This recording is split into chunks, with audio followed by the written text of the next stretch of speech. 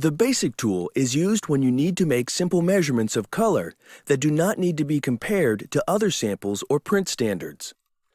Two basic tools are configured for you: the densitometer and the single C-Lab tools. First, we will look at the density tool.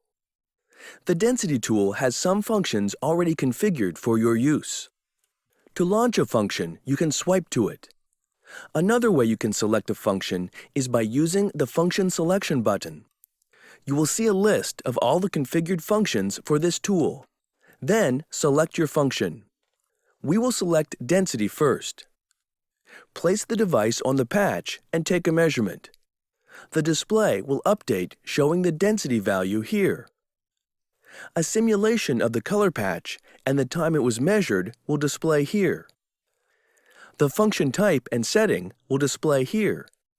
You can also view this measurement under other functions.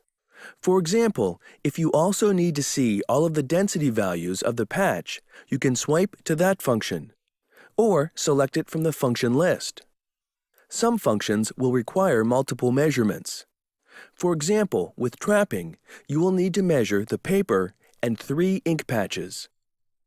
In order to measure trap, you will need to know your press ink sequence. The first measurement you will need to take is a paper measurement. Do this by tapping the paper icon in the upper left corner of the screen and then measuring a non-inked part of the press sheet.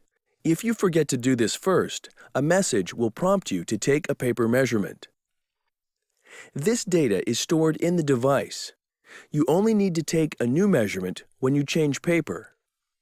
Next, read the patch that represents the first color printed. Then the patch that represents the second color printed on top. Finally, you will measure the 2-color overprint patch.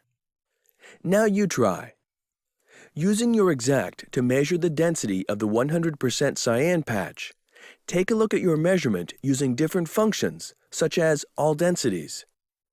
If you have an eXact Standard or eXact Advance, you can view other values such as LCH or L star A star B star. Next, select the trapping function. Identify the overprint that you want to measure and the first and second colors that are used to print that color. Measure the paper, the first ink, the second ink, and the overprint patches in the correct order. If you need help, review the video.